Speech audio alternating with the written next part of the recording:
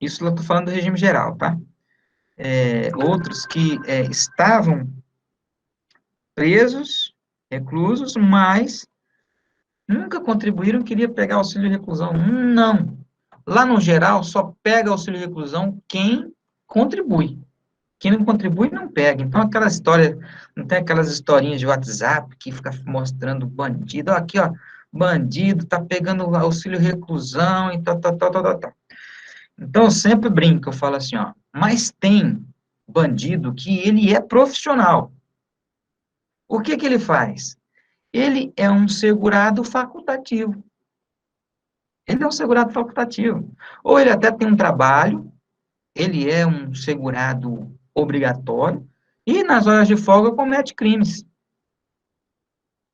Esse cidadão, esse indivíduo que contribui e cometeu eventualmente crimes, ele tem, e está dentro do requisito da remuneração, ele tem direito ao auxílio reclusão. Ele é um contribuinte. Então, nesse aspecto, justo que ele receba, que ele não, que a família receba o auxílio reclusão, né? Que a família não pode ficar à deriva, à mercê, porque o indivíduo cometeu um crime. Ah, mas ele tinha que pensar nisso. Não, mas quem é que pensa com cabeça quente às vezes, né? E tem gente que nasceu para ser bandido mesmo, então ele vai utilizar da lei para poder se beneficiar. E esse é o caso, né? Esse é um dos casos. Ok? Vamos lá, avançando. Olha lá. Será devido ao auxílio reclusão nas mesmas condições que a pensão por morte, aos dependentes de segurado e recolhido à prisão que não percebem a remuneração dos órgãos e entidades dos poderes executivo e legislativo, e nem tiverem gozo de outro benefício previdenciário previsto na lei complementar. O parágrafo 1º, o auxílio reclusão é devido ao segurado desde que o valor da última remuneração de contribuição seja igual ou inferior ao limite estabelecido pelo RGPS, que é o regime geral. Eu coloquei aqui esse valor de 1.200 aqui, mas já está desatualizado, tá? 1.433, uma coisa assim. Todo ano ele é alterado, tá? No regime geral, o que está acontecendo? Teve a mudança legislativa lá da reforma da Previdência, que, em que pese esse ser o valor que autoriza o, o segurado a receber, não é esse, antes era esse mesmo valor que ele recebia. Hoje não mais, hoje está limitado a um salário mínimo, lá no regime geral, tá? O auxílio reclusão é devido apenas durante o período em que o segurado estiver recolhido à prisão, sendo vedada a sua concessão após a soltura daquele. Então, tem muita gente que vem atrás lá, eu estou aqui, eu quero pedir o auxílio reclusão, não, mas quero pegar retroativo. Você não vai pegar nada. Quem é o legitimado para correr atrás do auxílio reclusão são os dependentes, né? E o indivíduo que estava preso não pode dormir no ponto também, né? Tem que correr atrás. Será devido a contar da data em que o segurado preso deixar de perceber a remuneração do seu órgão empregador, observados os mesmos prazos previstos no artigo 49 da Lei Complementar. Para a concessão do auxílio reclusão, além da documentação, você tem que levar lá, olha só, os documentos que comprovam que você está recluso, né? Que certifique que não houve o pagamento, né, do órgão empregador, suspendeu o pagamento, e pode ocorrer que o órgão continue pagando, né? Certidão emitida pela autoridade competente lá no presídio, tem o diretor do presídio, vai mandar lá uma certidão declarando, certificando, aliás, né, que o servidor se encontra recluso naquela instituição penitenciária. Caso o segurado venha Caso o segurado venha a ser ressarcido com o pagamento da remuneração correspondente ao período em que esteve preso, e seus dependentes tenham recebido auxílio reclusão, o valor correspondente ao período de gozo de benefício deverá ser restituído aos cofres. Tá certo? Então, não pode receber duas vezes. Pelo segurado ou por seus dependentes, aplicando-se o disposto no parágrafo único, artigo 15 dessa lei. Pode até parcelar para devolver, mas tem que pagar. O beneficiário deverá apresentar trimestralmente atestado de que o segurado continua preso. Então, o familiar, né, o dependente, que está se beneficiando desse auxílio reclusão, tem que constituir a prova periodicamente lá no Previcamp. No caso de fuga, o benefício será suspenso, e se houver recaptura do segurado, será restabelecida a contar da data em que esta ocorrer. Então, não pode também foragir, tem que estar dentro, tem que estar preso, cumprindo lá a pena, certinho. Falecendo o segurado preso, o auxílio reclusão que estiver sendo pago será automaticamente convertido em pensão por morte, que é a mesma coisa, né, o mesmo valor, mesmo critério. A pensão será concedida ainda que não tenha havido concessão do auxílio reclusão. Então, se não estava ocorrendo ainda, houve a morte, os dependentes terão direito à pensão. Gratificação natalina, nosso 13º, né? No mês de dezembro de cada ano, os aposentados e pensionistas terão direito à percepção do 13º, que corresponde a 1/12 para cada mês, né? E deve ser o valor que é pago em dezembro. Se o salário aumentou em novembro, então o seu 13º já vem reajustado, tá?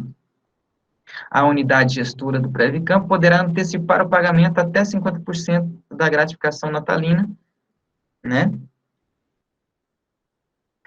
Eles dividem, né? Normalmente, no meio do ano paga um pouco. Alguns fazem isso, alguns regimes fazem isso. A exemplo do regime do seletista, também faz isso, né? Aqui, ó, mês de dezembro, que eu já falei, né? Então, a base é mês de dezembro. Bom, então, pessoal, o que temos aqui na legislação daqui para frente?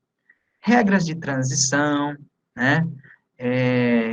Dentre essas regras aqui, existem aqui, para quem entrou até 98, né, tem uma regra de transição, a pessoa vai aposentar um pouco antes, né? Por quê? Porque antes não existia esses requisitos, então aqueles que entraram não poderiam ser prejudicados de modo integral. Então, sempre há as regras de transição quando ocorrem alterações, tá?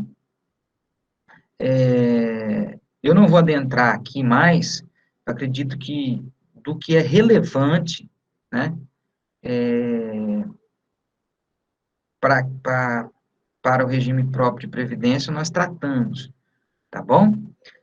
Porque aqui entra casos específicos de cada um, né, de cada pessoa que entrou lá atrás, então, mas com todo o arcabouço que nós falamos aqui, é possível você fazer uma leitura desses artigos e conseguir visualizar aí o seu direito, tá? Porque foram dadas as informações de base. Tá? Aqui tem uma pergunta: qual setor pode nos auxiliar sobre informações de aposentadoria na Prefeitura Municipal de Campo Grande? Você pode ir diretamente no INPCG, ou no INPCG, tá? Lá tem pessoal que atende, você pode tirar suas dúvidas lá também, tá? Vamos ver se tem mais alguma pergunta. É porque o que acontece? A gente trata de legislação e a legislação ela sempre vem num caráter geral. Mas aí quando você começa a analisar cada caso, tem casos que são muito específicos, né? Então você tem que analisar. Às vezes tem coisas que não é a lei que traz, né? E aí tem resoluções, e aí tem um tratamento diferenciado lá no INPCG, tá? Vamos lá. Então aqui são as transições. E depois, vamos só aqui destacar o artigo 70, né, que ele sempre falou aqui,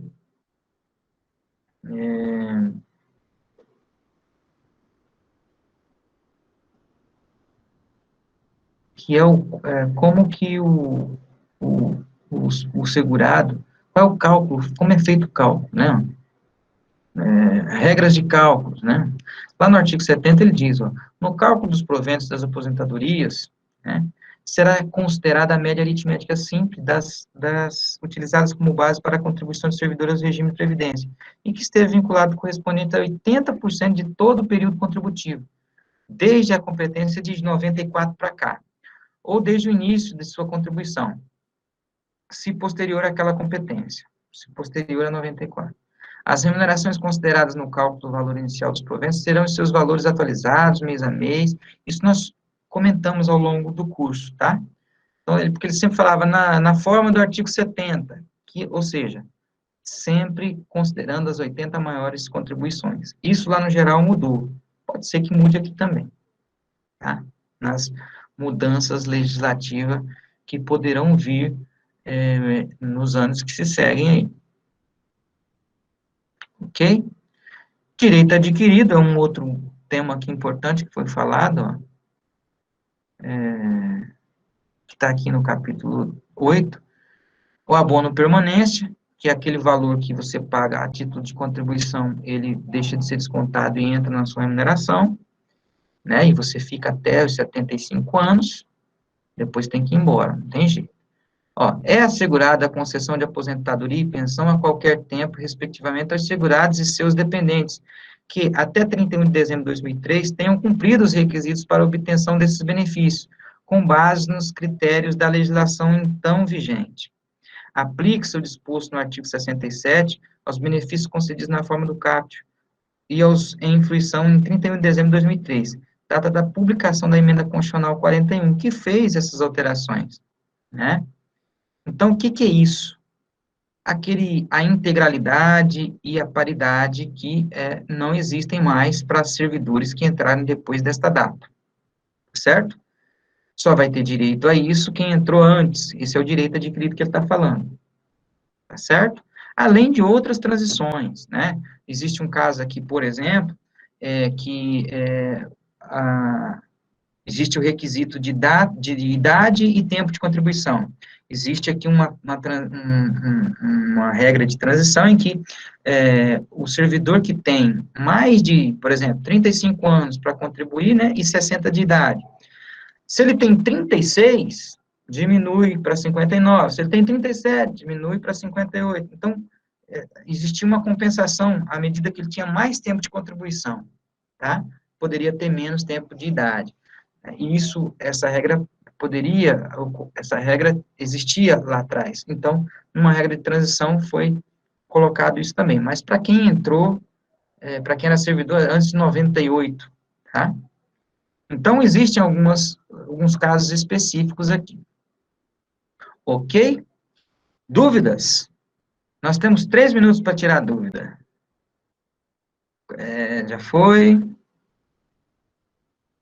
Bom, pessoal, eu espero ter contribuído para que vocês pudessem ter uma visão geral do que é o regime próprio de previdência, mas, principalmente, conhecer o sistema de seguridade social, que eu acredito que é muito relevante para que você, como servidor, você, como o comum aí do povo, né, na sua família, comece a ter essa preocupação em relação à previdência, tá?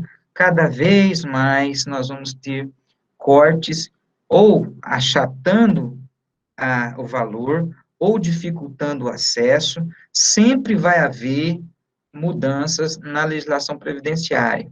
Tá? Nos últimos 30 anos ocorreram muitas, sempre com esse objetivo. Né? Lembrando que existem muitas forças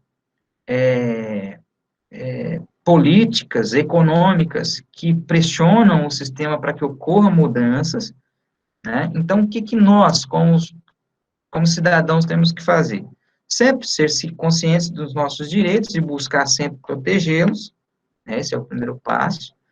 E depois, no segundo momento, é se precaver, né? É buscar fazer um planejamento previdenciário, porque é justamente no período onde você está com mais idade é que você vai precisar normalmente é você o esteio da família, você através da sua remuneração, da sua aposentadoria, você sustenta toda uma casa, isso é cada vez mais comum, isso por conta do envelhecimento da população, né? Então, você precisa chegar nesse período com qualidade de vida, e qualidade de vida é ter boa remuneração, né? É ter uma capaz de suprir todas as suas demandas. Então, é importante fazer esse planejamento previdenciário, se atentar com documentações, com a parte burocrática, para você deixando tudo dentro da conformidade, para quando chegar num período você não ter dificuldade para aposentar. Além disso, só a aposentadoria, só a pensão, às vezes não dá. Então, já fazer um caixa separado, né? Juntar dinheiro, você está doido? Ninguém consegue juntar dinheiro hoje em dia, não. Se fazer um esforço, consegue, né? Se fazer um esforço, consegue. A gente sabe que tem aqueles que ganham um pouquinho, pouco, né? Ganha lá um pouco mais que o salário mínimo, a dificuldade é maior. Mas eu já vi casos aí de pessoas que conseguem fazer milagre com a sua remuneração, né? Cada um vivendo dentro do seu padrão, né, de vida, que conforme o seu rendimento, sempre também tentar viver dentro de um padrão abaixo do que você ganha de remuneração, para que sobre dinheiro justamente para você fazer os seus investimentos, né? Então, o que eu estou dando dica aqui são dicas de educador financeiro, que eu assisto muito, eu acompanho bastante, então tem todo um... Isso está ficando cada vez mais comum, né? Porque as pessoas começaram a se preocupar aí com isso. Então, é importante fazer esse planejamento, fazer investimentos em imóveis, pôr casa para alugar, fazer investimentos em fundos imobiliários, ações, né? Previdência privada, né? Eu acho que é interessante você começar a buscar caminhos, porque, mas se você conseguir destacar R$ 200 todo mês, R$ 150 numa previdência privada, além de brigar para que não destrua a nossa, né, a do regime geral e também a nossa. Então, quando a pessoa fala, vou ter uma reforma da Previdência, aí o servidor público fala, estou de boa, não está de boa não, porque como a gente viu, muita coisa tem um reflexo aqui, né, e já é exemplo, aí vê o legislador lá, local, ele olha, observa e fala, opa, vamos trazer aquela ideia para cá? E traz, né? Então, o esforço tem que ser conjunto nesse aspecto, porque são direitos sociais, e todo mundo é impactado com eles, né? Tá certo? Eu agradeço a paciência de vocês, a audiência e a paciência, que nem diz um filósofo contemporâneo chamado Fausto Silva, né? Eu agradeço a paciência e a audiência de vocês, estou à disposição, qualquer dúvida, né? E que possamos sair o mais rápido possível dessa pandemia, para que a gente possa convivermos, né, mais próximo, a gente está precisando disso, tá bom?